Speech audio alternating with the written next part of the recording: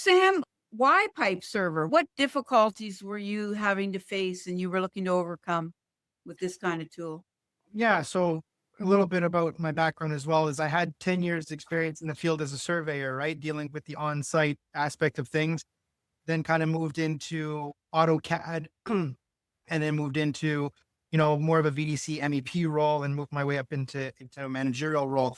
Early as 2 years ago, we were doing things on a 2D CAD platform with Excel sheets to do our spools. So we would notch a little white line for a fitting allowance and then take a distance from that and really primitive stuff, right? Sending out these Excel sheets as bills of material, sending it to the fab shop in the back. Once we upgraded a bit to, AutoCAD 3D elements, we print off some spool sheets with that, but there would always be new revision.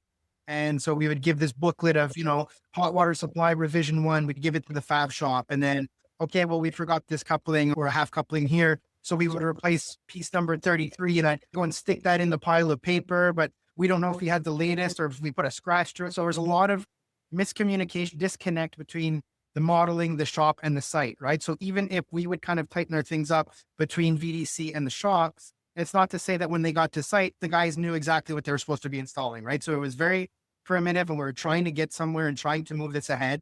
And it was about a year and a half ago that we kind of pivoted and decided, okay, we're going to move into Revit. We're going to move into automating things in the shop. Our VP had introduced PipeServer to us and said, this is the route that we're going to go. We got a Tiger Stop, which is an automatic cutting machine. So then we had to pivot our workflow to get this going. And then we did some experimentation and we saw that the pipe's cutting automatically. It pushes the pipe through and cuts it at the distances that you want, stores it, nests it. So we're saving on material. We're getting accurate cuts. It's organized. It prints stickers. They go directly on the spools.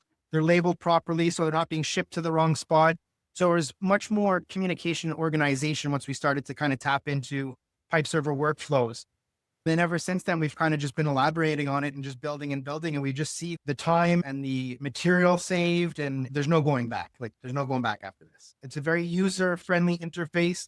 You can get from point A to point Z to do exactly what you need to do. They make it easy to map stuff to your particular organization. I'm not a software engineer who has any coding in the background here. I came from the field and this is where we're at now using this technology.